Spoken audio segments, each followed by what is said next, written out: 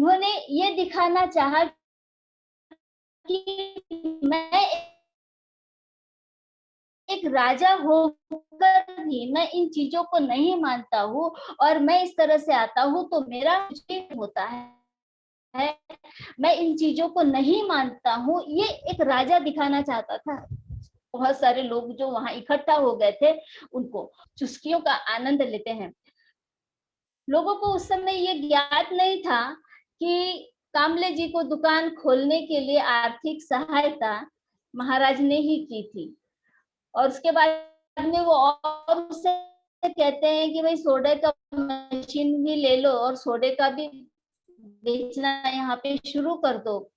तो एक सामान्य आदमी की तरह वो कभी जो इतिहास रहा है वो ऐसा दिखता है कि छुआछूत जिसके साथ किया जाता था उसके साथ में कोई खड़ा रहना भी पसंद नहीं करता था। बात करना तो बहुत दूर की बात है, उसकी परछाई भी नहीं पड़ने दी जाती थी।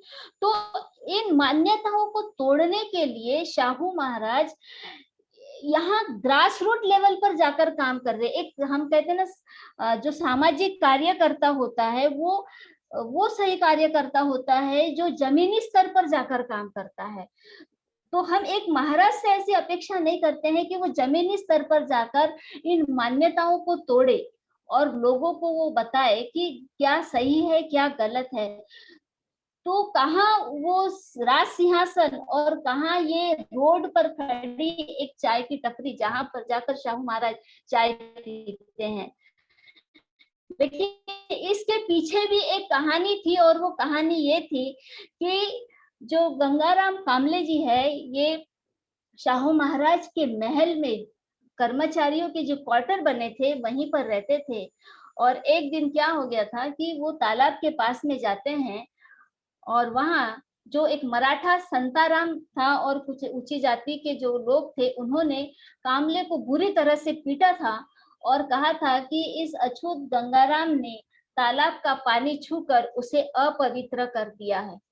ये जो उस पर इल्जाम लगाकर उसे बहुत पीटा गया था, ये बात बाद में शाहू महाराज को पता चलती है जब वे बाहर से आते हैं। तो उन्होंने उसी समय उस घटना को न्याय तक पहुंचाया।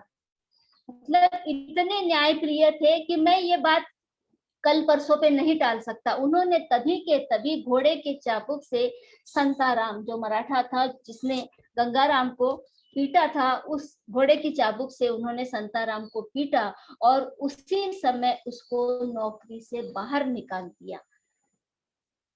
यानी ऐसी घटनाएं उन्होंने की कि लोगों को उस राजा पर विश्वास निर्माण हो गया कि ये केवल बातें नहीं बनाता है, ये करता भी है, ये काम को उसी समय अंजाम देता है, वो जरा भी उसमें देरी नहीं करता है न्याय देने के लिए। और उसी समय उसने गंगाराम से माफी भी मांगी, खेद भी जताया कि मेरे राजमहल में इस तरह की बात हुई है कि किसी को अछूत कहकर उसे पीटा गया है, उसका अपमान किया गया है, ये मेरे राज्य में कैसे हो सकता है। तो ये जो सच्चाई है उनके मन की वो उनके व्यवहार में निकल कर आती है, जिससे कि जो अन्यायी आदमी है उसको भी पता चल जाता है कि अरे ये किसी तरह की नौटंकी करने वाला आदमी नहीं है, या इसको किसी तरह से खरीदा नहीं जा सकता, इसको किसी तरह से फुसलाया नहीं जा सकता।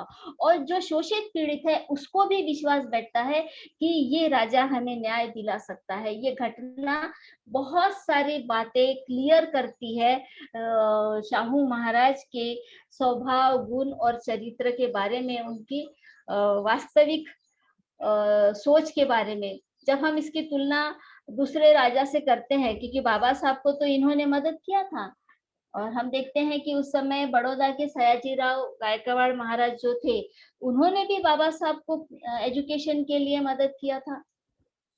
लेकिन हमको सबको मालूम है कि बड़ौदा में उनको रहने के लिए किसी ने भी जगह नहीं दी थी। वो भी राजा थे लेकिन उस राजा ने बाबा साहब के रहने की व्यवस्था करने की हिम्मत नहीं दिखाई थी। कहीं ना कहीं वो प्रशासनिक अधिकारियों के दबाव में थे, लेकिन शाहू महाराज किसी के दबाव में दिखाई नहीं देते हैं। शाहू महाराज को किसी का डर, किसी का भय ये नहीं है। उनका राज सिंहासन चला जाएगा, इस बात का भी उनको डर नहीं है। उसके काम बोलते हैं, उसका रिजल्ट ये है कि किस तरह से उन्होंने अपने आप को एक सामान्य आदमी की तरह व्यवहार में प्रस्तुत किया। वहीं पर दूसरी ओर जो शोषक वर्ग है उनको कैसे सबक सिखाया, ये भी हमें पता चलता है। थोड़ा शॉर्ट में लूँ क्या, ज्यादा समय हो रहा है? हेलो। नहीं नहीं भंते जी, समय नहीं हो रहा है, आप आराम से बोले, क्योंकि आज आपको ही सुनना है हमें। ओके ठीक है, जी। क्योंकि 2-3 मुद्दे हैं, थोड़ा सा समय लगेगा और मैं जानबूझ के थोड़ा धीरे-धीरे बोल रही ताकि जिन्होंने कभी नहीं सुना इन बातों को वो अच्छे से समझ सके। तो ब्राह्मण जो शोषक वर्ग था उस समय का, उसको सबक सिखाने के लिए भी उन्होंने क्या-क्या किया ये हमें जानना बहुत ज़रूरी है। शॉर्ट में तो हमारे नंद साहब जी ने थोड़ा-सा बताया है कि जब वो नदी पर नहाने गए थे, तो जो पुरोहित था उसने पुरोहित ने वेद मंत्रों का उच्चार नहीं किया था, पौराणिक मंत्रों का उच्चार किया था और इस बात को राजा राम शास्त्री जो स्वयं ब्राह्मण थे उन्होंने पकड़ लिया, समझ गए कि ये इस तरह का काम हो रहा है। तो ये बात जब खुल गई शाहू महाराज के सामने कि ये मुझे शूद्र समझकर इस तरह से मेरे साथ व्यवहार कर रहा है, तो राजा को बड़ा अपमानित महसूस हुआ। अब उसका व्यक्तिगत अपमान हुआ, वो राजा था ये तो है, कि वो ये सोचते हैं कि एक राजा का अगर इस तरह से अपमान ये लोग कर सकते हैं, तो सामान्य जनता का ये कैसे अपमान करते होंगे। एक राजा के भय से तो कोई अपमान डायरेक्टली नहीं करेगा, लेकिन जो शूद्र है, जो अछूत है, जिनको निम्न स्तर का माना गया है, समझा गया है, उनके साथ में तो ये खुलकर करते हैं इस तरह का अपमान।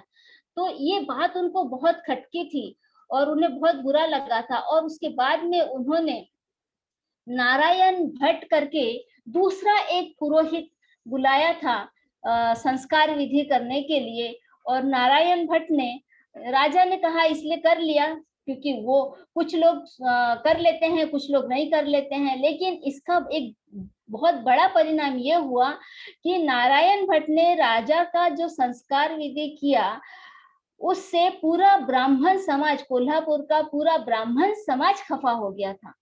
किस पर खफा हुआ था? नारायण भट्ट पर खफा हुआ था कि तुमने ये काम क्यों किया? तुमने समाज के विरोध में या धर्म के विरोध में जाकर ये काम किया है। तो उन लोगों ने नारायण भट्ट पर बहिष्कार डाल दिया था। उस पर कई तरह की पाबंदियां लगा दी गई थी, उसे कई तरह की धमकियां दी गई थी। देखिए ये समाज की निष्ठा इसे कहते हैं कि उनके ही समाज का आदमी अगर समाज के नीति नियमों के खिलाफ जाकर कुछ करता है, तो समाज कैसे एकजुट होकर उसके खिलाफ में जाता है। इसके बहुत सारे उदाहरण हम दे सकते हैं, इस समय के भी, वर्तमान समय के भी, कि जब जब किसी ब्राह्मण ने कुछ उनके धर्म से हटकर कुछ काम किया है, तो ये ब्राह्मण समाज उसकी भी हत्या करने से पीछे नहीं हटता है। ये बहुत सारे घटनाएं हैं, लेकिन अभी मैं उसमें नहीं जाऊंगी। आप लोग समझ सकते हैं, आप डेली पढ़ते होंगे हमारे पॉलिटिक्स में क्या हो रहा है, किस तरह से सबकी हत्याएं हो रही है। कोई अच्छा काम करे उनके समाज से तो उनको भी वो लोग खत्म कर देते हैं। तो यहाँ पर नारायण भट्ट के साथ में भी ऐसा ही हुआ। तो उस समय शाहू महाराज ने उनका जो राज पुरोहित था उससे मदद मांगी थी कि वो नारायण भट्ट की मदद करे और अपने जो ब्राह्मण समाज है उसको समझाए। लेकिन राज पुरोहित ने भी अपने हाथ खड़े कर दिए थे कि वो इस मामले में नारायण भट्ट की या शाहू महाराज की कोई मदद नहीं कर सकता, क्योंकि उसको भी डर था कि उनका समाज उन पर भी बहिष्कार डालेगा।